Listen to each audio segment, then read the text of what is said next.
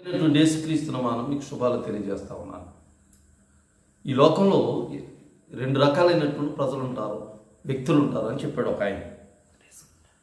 ఒకటేమో కన్ఫార్మర్, అనంటే లోక మర్యాద చొప్పున నడిచేటటువంటి వారు, అంటే లోకం యొక్క ఒత్తిడికి లేకపోతే సంఘం యొక్క ఒత్తిడికి అనుగుణంగా తమ జీవితాన్ని మార్చుకునేటటువంటి వారు, అంటే ఎక్స్టర్నల్ ఇన్ఫ్లుయెన్స్కి లోనయ్యేటటువంటి వారు, లోనయ్యి తమ జీవితాన్ని ఆ యొక్క ప్రభావానికి తగిన విధంగా ప్రవర్తించేటటువంటి వారు. రెండవదిగా ట్రాన్స్ఫార్మర్. వీరు అంతర్గత శక్తులు కలిగి ఉండి సమాజాన్ని, లోకాన్ని తనకి అనుకూలంగా మార్చుకోగలిగేటటువంటి వారు, తమ జీవితాన్ని తాను ఇష్టానుసారంగా జీవించేటటువంటి వారు. వీరిని ట్రాన్స్ఫార్మర్ అని పేరు పెట్టాడు. ఒక ఆయన పేరేమో కన్ఫార్మర్, రెండో ఆయన పేరేమో ట్రాన్స్ఫార్మర్. మనకి ముందు ఎపిసోడ్లో తెలిసినట్లుగా దానియేలుకి తన సహచరుడికి నెబుకద్నెజరు ఆజ్ఞ ఇచ్చినట్లుగా వారికి విద్యను అభ్యసింప చేయాలని, రెండవదిగా వారి పేర్లు మార్చాలని, వారికి రాజు యొక్క భోజనం ఏర్పాటు చేయాలని, వారి యొక్క అలవాట్లను మార్చాలని మనం అధ్యయనం చేశాం. ఇది దానియేలు దగ్గర ఉన్నటువంటి దాని యొక్క ముఖ్యమైనటువంటి సమస్య ఏంటంటే తమ ఆహారపు అలవాట్లని మార్చాలని రాజు యొక్క ఆజ్ఞకు గురయ్యాడు. అంటే రాజు యొక్క ఆచారాల ప్రకారం తన ఆహారాన్ని భుజించాలి. అపోస్తలుడైన పౌలు రోమీయులకు రాసినటువంటి పత్రిక 12వ అధ్యాయంలో లోక మర్యాదను అనుసరించేటటువంటి వారు అని అంటాడు. అంటే ఇప్పుడు దానియేలు ముందు ఉన్నటువంటి సమస్య ఏంటంటే లోక మర్యాదని, అక్కడ ఉన్నటువంటి మర్యాదని అవలంబించి దాని ప్రకారం జీవించడం, అంటే రాజు యొక్క భోజనం చేస్తూ బ్రతికేయడం, లేకపోతే విద్యను అభ్యసింప చేయడం. 3 సంవత్సరాలు బబులోనియన్ యూనివర్సిటీలో విద్యను అభ్యసింప చేయడం, అది మొదటి ఆప్షన్. ఆ రెండవ ఆప్షన్ ఏంటంటే రాజు యొక్క భోజనాన్ని తినకూడదు, లోక మర్యాద చొప్పున లేకపోతే రాజు ఇచ్చినటువంటి మర్యాద చొప్పున నడుచుకోకూడదు అన్నది రెండోది ఆప్షన్. అంటే ఒకటి రాజు యొక్క భోజనం తినడం, రెండవది దేవుని యొక్క ఆజ్ఞ ప్రకారం, దేవుని యొక్క మాట చొప్పున, దేవుని యొక్క వాక్యానుసారమంగా జీవించడం అనేది రెండు ఆప్షన్స్ ఆయన మధ్యలో ఉన్నాయి. అందుకని ఈ రెండు ఆప్షన్స్ని ఏదో ఒక ఆప్షన్ ఎక్సర్సైజ్ చేయాలి. అందుకని ఈయన అంటున్నాడు తనకి దానియేలు గ్రంథం 8వ అధ్యాయం 1వ అధ్యాయం 8వ వచనంలో తను అపవిత్రపరచుకోకూడదని దానియేలు ఉద్దేశించి తాను అపవిత్రుడు కాకుండానట్లుగా వాటిని పుచ్చుకొనకుండా సెలవిమ్మని నపుంసకుల అధిపతిని వేడుకున్నాడు. 2 మాటలు దీంట్లో కనపడుతున్నాయి. మొదటి మాట ఏంటంటే ఉద్దేశించుకున్నాడు, ఇంగ్లీష్లో అయితే పర్పోజ్ లేదా పర్పస్ అనే మాట రాయబడింది. ఉద్దేశించుకున్నాడు. ఏంటో ఉద్దేశించుకున్నాడంటే తను అపవిత్రపరచుకోకూడదు. ఏ విధంగా అపవిత్రపరచుకోకూడదు అంటే రాజుగారి యొక్క భోజనం తినకుండా ద్వారా తను అనుకుంటా ఉన్నాడు తను అపవిత్రుడు అయిపోతాడు. ఎందుకు అపవిత్రుడు అయిపోతాడు అని అంటే రాజు భోజనం చేయడం ద్వారా ఈ యొక్క అన్యుల యొక్క ఆచారాలకు లొంగినవాడుగా ఉంటాడు. అందుకని తన హృదయాన్ని తను కాపాడుకోవాలి. అందుకని సామెతల గ్రంథకర్త 4వ అధ్యాయం 23వ వచనంలో ఈ విధంగా అంటున్నాడు, నీ హృదయమును భద్రంగా కాపాడుకోవాలి. భోజనం అన్నది ఇట్స్ ఎ టెంప్టేషన్. భోజనం కనపడగానే మంచి భోజన పదార్థాలు అయినట్లయితే మనం మంచిదా చెడ్డదా అనే విషయం ఆలోచించకుండా దాన్ని తినడం అన్నది, స్వీకరించడం అన్నది జరుగుతూ ఉన్నది. యూదులకి ఒక ఆచారం ఉన్నది, యూదులకు ఒక కట్టడ ఉన్నది. ఎందుకనంటే యూదులకు ఉన్నటువంటి కట్టడలో ముఖ్యమైనది ఏంటంటే ఆహారపు అలవాట్లు లేకపోతే ఫుడ్ లాస్ అని అంటారు. ఆహారపు న్యాయాలు, సూత్రాలు ఉన్నాయి. సూత్రాల్లో లేవికాండంలో 11వ అధ్యాయం 1 నుంచి 47 వరకు ఉన్న వచనాల్లో ఏ ఆహారాలను తినొచ్చు అంటే అన్ని ఆహారాలు తినడానికి పని చేయవు, అన్ని మాంసాలు తినడానికి పని చేయవు అని చెప్పి 2 రకాలైనటువంటి వర్గీకరణ ఉండేది. పవిత్రమైనది, అపవిత్రమైనది, లేకపోతే నిషిద్ధమైనటువంటిది, నిషిద్ధం కానటువంటిది. వారి నిషిద్ధమైనటువంటి ఆహారాన్ని ఏది తీసుకునడానికి వీల్లేదు, నిషిద్ధం కానటువంటి ఆహారాన్ని మాత్రమే తీసుకోవాలి. అందుకని ఈ యొక్క బబులోను రాజు నెబుకద్నెజరు యొక్క రాజు యొక్క భోజనాల్లో ఏముండొచ్చు అని అంటే నిషిద్ధమైనవి ఉండొచ్చు. అందుకని నిషిద్ధమైనటువంటి ఆహారాన్ని తినకూడదు అని తన నిర్దేశించుకున్నాడు. ఎలాగ నిషిద్ధం అవుతుంది అని అంటే 2 రకాలుగా నిషిద్ధం అవుతుందట. మొట్టమొదటిది ఆ మాంసంలో ఉన్నటువంటి కొవ్వుని, రక్తాన్ని తినకూడదని చెప్పి యూదులకి ఆజ్ఞ ఇవ్వబడదు. 3:17 లేవికాండం 3:17 మాంసంలో ఉన్నటువంటి కొవ్వును కానీ మాంసంలో ఉన్నటువంటి రక్తాన్ని కానీ తినకూడదు. ఎందుకంటే రక్తం అంటే ప్రాణం కాబట్టి అవి తినకూడదని ఆజ్ఞ ఇవ్వబడదు. మొట్టమొదటిగా వర్గీకరణ ఏంటంటే నిషిద్ధమైనటువంటి ఆహారం వాటిని తినకూడదు. రెండవది తినేటటువంటి ఆహారంలో కూడా 2 రకాలు ఉన్నాయి. నిషిద్ధం కానటువంటి ఆహారాన్ని తినవచ్చు, కానీ వాటిని ఏటితో తినకూడదు అనంట, క్రొవ్వుతో తినకూడదు, రక్తంతో తినకూడదు. నెబుకద్నెజరు బబులోను రాజ్యంలో ఉన్నటువంటి ఈ మాంసం ఎక్కువగా ఎక్కడదంటే బబులోన్లో ఉన్నటువంటి దేవతకు అర్పించబడినటువంటి మాంసం. ఆ రక్తాన్ని పూజారులు తాగేవారట. అక్కడ ఉన్నటువంటి పూజారులు ఆ రక్తాన్ని తాగడం ద్వారా ఆ పూజారులు ఆ రక్తాన్ని మాంసం పట్టించడం ద్వారా అది అపవిత్రమైపోతుంది. అందుకని తినే ఆహారం అయినప్పటికీ అది రక్తంతో క్రొవ్వుతో ఉన్నది కాబట్టి వాటి తినడానికి వీల్లేదు అని అంటారు. రెండవది ఈ ఆహారంలో ఏమున్నాయంటే విగ్రహాలకి అర్పించినటువంటి ఆహారం. విగ్రహాలకు అర్పించినటువంటి ఆహారం ఎట్టి పరిస్థితుల్లో కూడా యూదులు తినకూడదు. అందుకని సామెతల గ్రంథం 23:2 గొంతుక్కి కత్తి పెట్టుకోమని అంటాడు. అటువంటి ఆహారాన్ని తినాల్సినటువంటి సందర్భంలో గొంతుకు దగ్గర కత్తి పెట్టుకుని అటువంటి ఆహారాన్ని, నిషిద్ధమైనటువంటి ఆహారాన్ని తినడానికి వీల్లేదు అని చెప్పి సామెతల గ్రంథకర్త చెప్తా ఉన్నాడు. ఈ విషయం ఏది ఆహారానికి సంబంధించినటువంటి ఈ నిబంధనలు పాత నిబంధన కాలంలోనే కాదు సుమా, ఇది కొత్త నిబంధన కాలంలో కూడా చాలా ప్రాముఖ్యమైనటువంటి రోల్ ప్లే చేసింది. అనేక సార్లు ఈ అపోస్తుల సందర్భాల్లో అపోస్తుల యొక్క డిస్కషన్స్ ఈ అన్యులైనటువంటి వాళ్ళు క్రైస్తవులు అయ్యేటటువంటి సందర్భంలో, అలాగే యూదులైనటువంటి వారు క్రైస్తవులు అయినటువంటి సందర్భంలో ఆహార నియమాల గురించి చాలా సందర్భాల్లో ఈ యొక్క డిస్కషన్స్ జరిగి అనేక చర్చలకు జారితీసి తినొచ్చా తినకూడదా, ఎటువంటి తినాలి ఎటువంటి తినకూడదు అనే ఒక చర్చ అయితే జరిగింది. అపోస్తలుడైన పౌలు కొరింథీయులకు రాసినటువంటి మొదటి పత్రికలో 8:8 అంటున్నాడు ఈ విధంగా, అంటే భోజనమును బట్టి దేవుని ఎదుట మనము మెప్పు పొందలేము, తినకపోయినందును మనకు తక్కువ లేదు, తిరిగినందును మనకు ఎక్కువ లేదు అని అంటున్నాడు. తినడం వల్ల ఏం ఉపయోగం లేదు. భోజనాన్ని బట్టి దేవుణ్ణి మనం మెప్పించలేము. ఇది తింటున్నాం కాబట్టి దేవుడు మనల్ని మెచ్చుకుంటాడు, ఇది తినలేదు కాబట్టి మనల్ని దేవుడు మెచ్చుకుంటాడు అని మనం తినేటటువంటి ఆహారాన్ని బట్టి ఆయన్ని ఘనపరచలేము, ఆయన్ని మెప్పించలేము అని అపోస్తలుడైన పౌలు కొరింథీయులకు రాస్తా ఉన్నాడు. చాలామంది ఈ రోజున చాలా సంఘాల్లో కానీ లేకపోతే చాలా సందర్భాల్లో కానీ భోజనాన్ని బట్టి భక్తి ఆధారపడుతుంది అన్న చెప్పే సందర్భాలు కూడా మనకు కనపడతా ఉన్నాయి.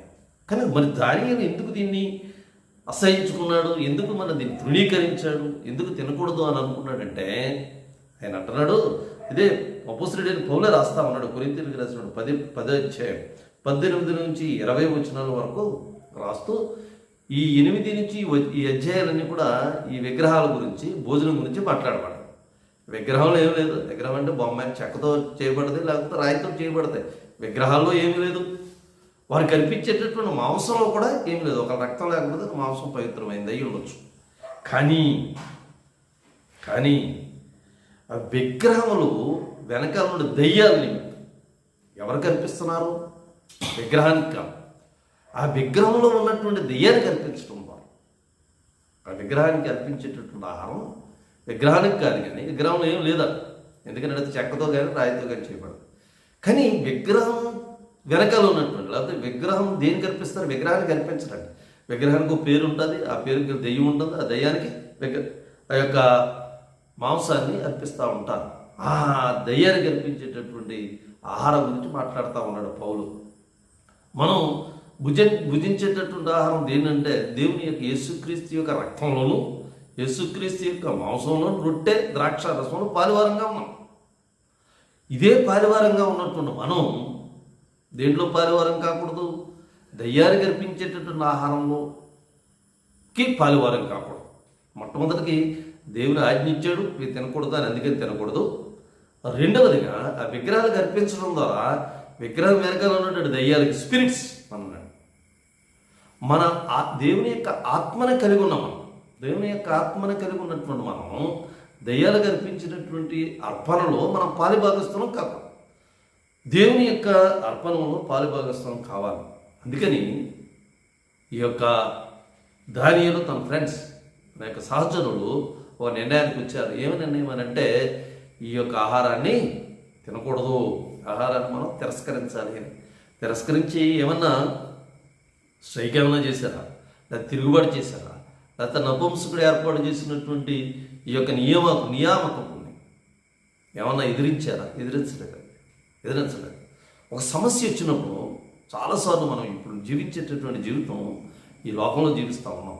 లోకంలో ఏముందండి? విగ్రహారాధన ఉన్నది. లోకంలో దేవుడిని అంగీకరించినటువంటి వాళ్ళు చాలామంది ఉన్నారు. దేవుని యొక్క కట్టడానికి వ్యతిరేకంగా జీవించేటటువంటి చాలామంది ఉన్నారు. మనం ఏ విధంగా వాటిని ఫేస్ చేయాలి, లేకపోతే ఏ విధంగా మనం దాన్ని ఎదుర్కోవాలి? చాలామంది చాలా రకాలుగా ఎదుర్కొనడానికి ప్రయత్నాలు చేస్తూ ఉన్నారు. మనం గమనించినట్లయితే దానియేలు ఒక చక్కని మార్గాన్ని మనకు చూపించాడు. ఏంటో మరంటే, నపుంసకుల అధిపతి దగ్గరికి వెళ్ళి వేడుకున్నాడంట. నపుంసకుల అధిపతిని వేడుకున్నాడు. ఏమని వేడుకున్నాడు అంటే, మాకు రాజు ఇచ్చేటటువంటి ఆహారం మనకు వద్దు అన్నాడు. రాజు ఇచ్చేటటువంటి ఆహారం మాకొద్దు. ఇది ఎవరికి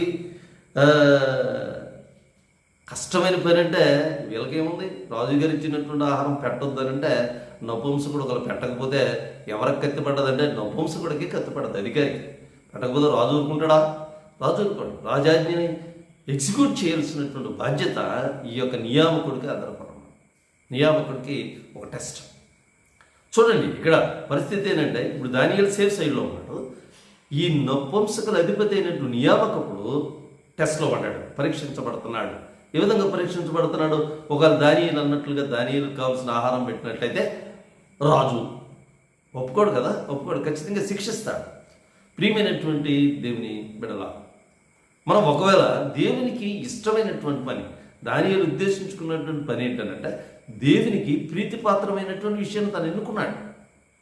ఏంటి ప్రీతిపాత్రమైనటువంటిది? విగ్రహాలని తిరస్కరించడం, విగ్రహాలకు అర్పితాలని తిరస్కరించడం అన్నది దేవుడికి ఇష్టమైనటువంటి పని. దేవుడికి ఇష్టమైనటువంటి పని ఒప్పుకున్నట్లయితే ఏమవుతుందన్న సామెతల గ్రంథకర్త 16వ అధ్యాయం 7వ వచనంలో ఒక సామెత చెప్పాడు. ఏంటనంటే, ప్రీతికరమగినప్పుడు యెహోవా దేవుడికి ప్రీతికరమైన చూద్దాం అయినప్పుడు ఆయన వారి శత్రువులను సహా మిత్రుడిగా చేయదు. ఎప్పుడైతే మనం దేవునికి ఇష్టానుసారమైనటువంటి జీవితాన్ని జీవిస్తామో, ఇష్టానుసారమైనటువంటి పనిని మనం సంకల్పించుకుంటామో, మన శత్రువులు, ఆ శత్రువును కూడా శత్రువులు సహా మిత్రులుగా ఇక్కడ దానియేలుకు ఉన్నటువంటి శత్రువు ఎవరనంటే నెబుకద్నెజరు, లేకపోతే అక్కడ ఉన్నటువంటి సమస్యలో ఉన్నటువంటి తన గమ్యాన్ని చేర్చుకోవడానికి అడ్డుగా ఉన్నటువంటి వాడు. శత్రువు అన్న కలదు అడ్డుగా ఉన్నట్టు తన గమ్యం ఏంటి? రాజుగారు పెట్టేటప్పుడు భోజనం తినకూడదు, అది గమ్యం. ఆ యొక్క లక్ష్యాన్ని చేరాలి అని అంటే ఈ యొక్క నపుంసకుల అధికారి నియామకప్పుడు అడ్డుగా ఉన్నాడు. అందుకని దేవుడట ఆ నియామకుడి యొక్క మనసును మార్చినట్లుగా చూస్తూ ఉన్నాం. అందుకని అన్నాడు, ప్రీతికరమైనట్లయితే ఆయన వారి శత్రువుల సైతము మిత్రులుగా చేయును. దేవుడు నపుంసకుల అధిపతి దృష్టికి దానియేలు కృపా కటాక్షం నందని అనుగ్రహించను అని అంటున్నాడు. దానియేలు గొప్పతనం కాదు, దానియేలు తీసుకున్నటువంటి నిర్ణయము దేవునికి ప్రీతిపాత్రంగా ఉన్నది. కాబట్టి దానియేలు తీసుకున్నటువంటి నిర్ణయం, దావీదు తీసుకున్న ఉద్దేశం, పర్పస్ దేవుని చిత్తానుసారంగా దేవునికి అంగీకారంగా ఉన్నది. కాబట్టి ఏమైంది అక్కడ? ఆ అధికారి, ఆ నియామకపు అధికారి హృదయాన్ని మార్చాడు దేవుడు. మనుషులు మార్చలేమండి. మనుషులు ఒక వ్యక్తి యొక్క, ఒక మనిషి యొక్క హృదయాన్ని మార్చలేరు. ఎవరు మార్చగలుగుతారంటే దేవుడు మాత్రమే మార్చగలుగుతాడు. దేవుడు మాత్రమే మార్చగలుగుతాడు. ఆ నియామకుడి యొక్క మనసు మెత్తగైంది. ఈ యొక్క పిటిషన్ లేకపోతే ఈ యొక్క విన్నపాన్ని కన్సిడర్ చేయడానికి ఒక మెత్తటి హృదయాన్ని అంగీకరించాడు. మనకి ఈ బైబిల్లో చాలాసార్లు మనం గమనించవచ్చు. ఫరో హెబ్రీ మంత్రసాలు నియమించాడు. ఎవరైతే ఫరో చక్రవర్తి ఐగుప్తీయులు లేకపోతే ఇజ్రాయేలీల యొక్క సంతతి అభివృద్ధిని చూసి ఈ మంత్రసాలను పిలిపించి ఏమని చెప్పాడంటే, మంత్రసాలను మీరు మంత్రసానితనం చేయడానికి వెళ్ళినప్పుడు ఒకడు పుట్టినటువంటి వాడు బాలుడైతే అక్కడే చంపేయండి, బాలిక అయినట్లయితే బ్రతికినవ్వండి అని చెప్పాడు. అయితే ఈ మంత్రసానులు ఫరోకు భయపడలేదు. విచిత్రం ఏంటంటే ఫరో చంపేయగలడు నువ్వు చేసినటువంటి పని, కానీ అక్కడ ఏ విధంగానూ ఆ యొక్క బాలుల్ని చంపినట్లుగా మనం చూడడం లేదు. మనం చూడవచ్చు ఈ యొక్క బాలుని చంపకపోగా ఫరో దగ్గరికి వెళ్ళి అంటున్నారు, ఈ యొక్క హెబ్రీ స్త్రీలు చాలా యాక్టివ్గా ఉన్నారు, చురుకైనటువంటి వారు, మేము వెళ్ళకముందే ప్రసవం అయిపోతుంది అని చెప్తా ఉన్నారు. అంటే ఫరో యొక్క హృదయాన్ని వీళ్ళకి ఎంత ధైర్యాన్ని ఇచ్చాడు, మంత్రసానులకి ధైర్యాన్ని ఇచ్చాడు. ఎంత ధైర్యం ఇచ్చాడంటే ఫరో వాటికి ఎదురు చెప్పేటటువంటి వారు చూస్తా ఉన్నాం. నిర్గమకాండం 1వ అధ్యాయం 16వ వచనంలో మనం చూడవచ్చు. 1వ అధ్యాయం అంతా కూడా ఆ విషయాల గురించి రాయబడింది. అదేవిధంగా అపోస్తలులైనటువంటి వారు స్వార్థ ప్రకటిస్తూ ఉంటే ఈ అపోస్తలుల గురించి 4వ అధ్యాయం 19వ వచనంలో 4వ అధ్యాయంలో ఈ అపోస్తలులు స్వార్థ ప్రకటిస్తుంటే అక్కడ ఉన్నటువంటి శాస్త్రులు, పరిసయ్యులు, యాజకులు, ప్రధాన యాజకులు వీరందరిని వాళ్ళు పిలిచారట. పిలిపిస్తే వాళ్ళ మాట అంటున్నాడు, ఏమంటున్నారు తెలుసా, వాళ్ళందరికీ ఎదురు చెప్తారు, మీరు ఈ స్వార్థ ప్రకటించడానికి వీల్లేదు అని యాజకులు, పరిసయ్యులు చెప్తా ఉంటే ఈ అంటున్నారు 4వ అధ్యాయం 19వ వచనంలో, దేవుడి మాట వినుట కంటే మీ మాట వినుట దేవుని దృష్టికి న్యాయమా అని అడుగుతా ఉన్నా. మీరు స్వార్థ ప్రకటించడానికి వీలేదవే, ఏంటిది కొత్త స్వార్థ ప్రకటిస్తున్నారు అని అంటే వాళ్ళు చెప్పినటువంటి మాట ఈ విధంగా మాట్లాడుతున్నారు. దేవుని మాట వినాలా, మీ మాట వినాలా? వాళ్ళకి అధికారం కలదు. వాళ్ళ దగ్గర నుంచి మతపరమైనటువంటి అనేకమైనటువంటి చర్యలు తీసుకోగలిగేటటువంటి నాయకుల మధ్యలో కూర్చొని అంటున్నారు, దేవుని మాట వినాలా, మీ మాట వినాలా? ధైర్యాన్ని ఇచ్చేటటువంటి దేవుడు, దేవుని యొక్క చిత్తం ప్రకారం, దేవుని యొక్క ఆలోచనల ప్రకారం మనం నడిచినప్పుడు మనకి ధైర్యాన్ని ఇస్తాడు. ఇతరులకి ఏమిస్తాడు, వాళ్ళ హృదయాల్ని మార్చి మిత్రులుగా చేసేటటువంటి వాడు. కానీ ఎప్పుడు కూడా మనకి కొంచెం ఇతరులైనటువంటి వారు మనం చాలాసార్లు గమనిస్తూ ఉంటాం. మన నమ్మకము, మన విశ్వాసములు లేనటువంటి వారితో ఏ విధంగా ప్రవర్తించాలి అంటే చెప్తా ఉన్నాడు.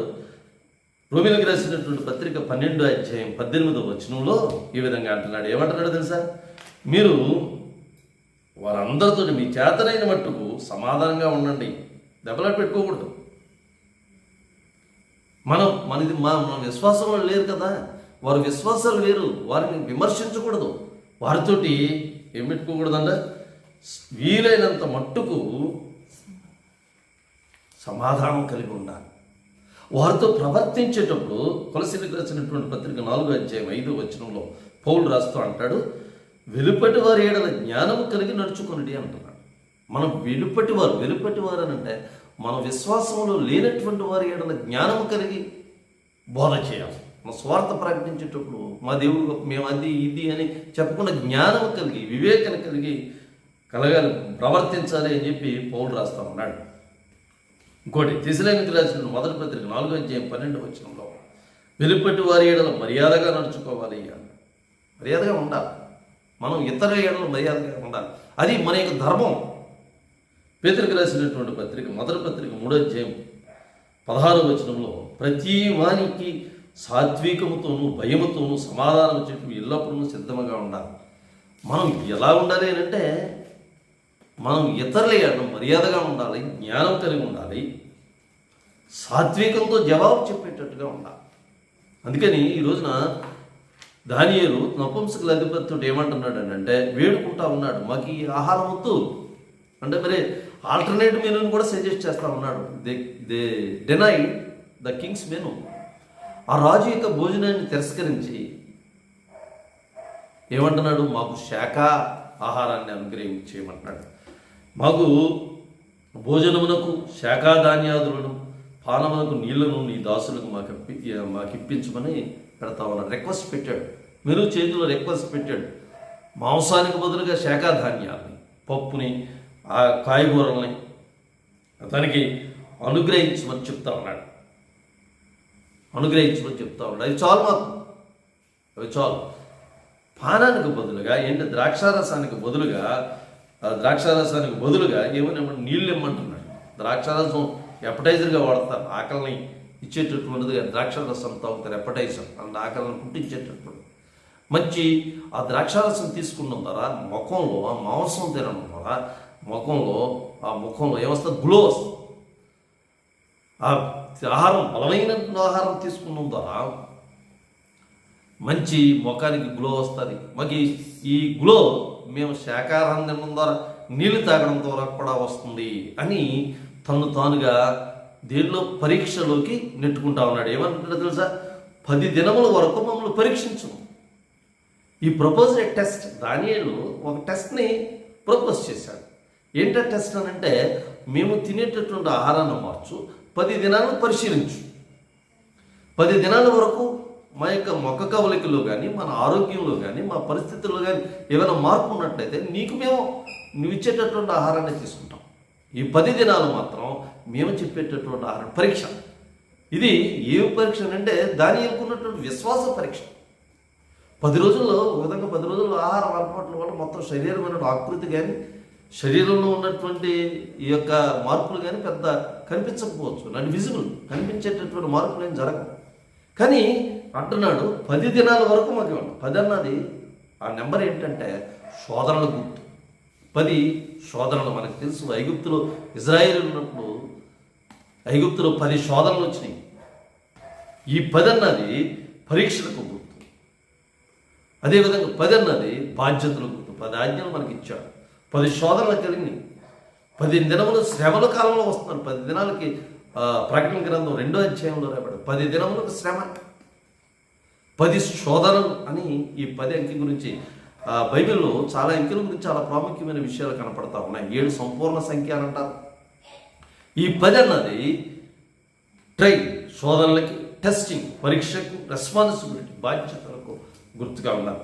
ఈ బైబిల్లో చాలాసార్లు మనం గమనిస్తూ ఉన్నాం. ఈ 10 రోజులు తాను పరీక్షకి గురి చేసుకున్నారు. మీరు వచ్చినట్టు పరిశీలన చేయి. ఒకవేళ ఈ యొక్క మా యొక్క ముఖ కవలికలు కానీ, మా ఆరోగ్యం కానీ చెడిపోయినట్లయితే నువ్వు చెప్పినటువంటి ఆహారాన్ని మేము తింటాము అని చెప్పాడు. దానియేలు యొక్క విశ్వాసం ఏమై ఉండాలి? ఏమైతే విశ్వాసమై ఉండాలని అంటే ద్వితీయోపదేశకాండం 8వ అధ్యాయం 1-3 వచనాల్లో 1-3 వచనాల నుంచి ఈ విధంగా రాయబడి, ఆహారం వలనే కాక యెహోవా సెలవిచ్చిన ప్రతి మాట వలన నరులు బ్రతుకుదరని నీకు తెలియజేయటకు ఆయన నిన్ను అణచి నీకు ఆకలి కలుగు చేశాడు. ఈ 40 సంవత్సరాల ప్రయాణంలో ఇజ్రాయేలీయులు అరణ్యంలో ప్రయాణం చేసి దేవుడు తమకు వాగ్దానం చేసినటువంటి పాలతీరులు ప్రవహించేటటువంటి దేశంలోకి తనకంట ఆ ఇజ్రాయేలీలకి మన్నాను కురిపించడం కోసం దేవుని యందు విశ్వాసం ఉంచుతున్నారా లేదా అని వారిని అణచిపెట్టి, ఏమన్నదా, నీవు ఆయన ఆజ్ఞలు గైకొందువో లేదో నిన్ను శోధించి నీ హృదయంలో ఉన్నది తెలుసుకున్నట్టుకు నేను అణుచు నిమిత్తము అని అన్నాడు.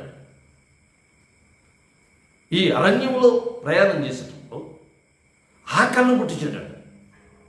ఎందుకు ఆకలిని పుట్టించాడంటే ఈ ఆకలి ద్వారా దేవునికి తిరుగుబాటు చేస్తారా లేదా, దేవుని యొక్క ఆజ్ఞల్ని ఆచరిస్తారా లేదా. ఆకలి చాలా ప్రమాదకరమైంది. యేసుక్రీస్తు 40 రోజులు ఉపవాసం చేసినప్పుడు సాతాను వచ్చి యేసుక్రీస్తుతో మాట్లాడి, దేవుని నువ్వు ఇక్కడ ఉన్నటువంటి రాళ్ళను రొట్టెగా చేసుకుని తినమని అన్నది. Temptation, great temptation. మన ఆకలి కలిగినప్పుడు, మనకు కోరిక కలిగినప్పుడు, మనకు దొరికినటువంటిది మన పాపాల్లో నడిపించేటటువంటిది. అందుకని అంటున్నాడు, ఈ యొక్క